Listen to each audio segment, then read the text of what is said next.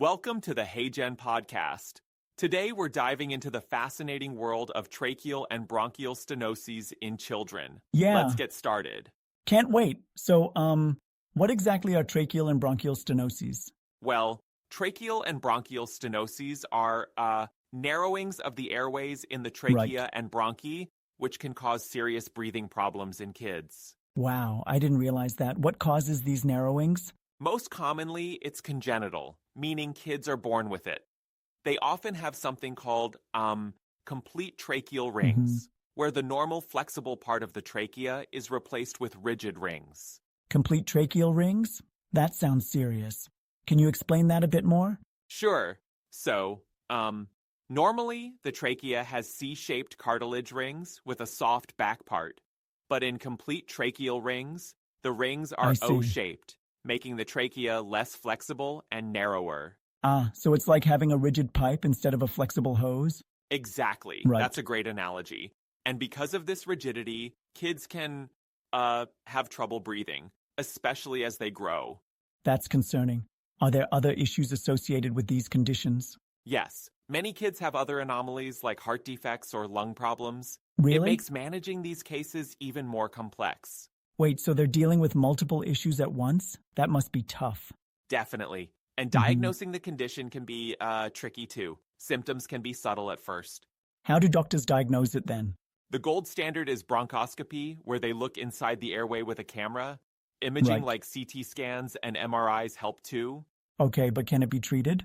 Yes, the main surgical intervention is called slide tracheoplasty.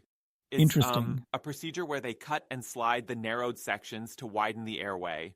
So it's like when you adjust a telescope? Kind of, yeah. I It shortens see. the trachea but doubles its diameter, which is crucial. But wouldn't shortening the trachea cause more issues? You might think so, but the benefits of widening the airway outweigh the minor shortening. The That's procedure good. has a high success rate. That's reassuring. So is this slide tracheoplasty used for all cases? Well, not always. In some mild cases, they might just monitor the child. But for severe cases, it's the preferred method, Right. and it's fascinating how much difference it can make. Sounds like a game changer. But what about after the surgery? What's the recovery like? Post-operative care is critical.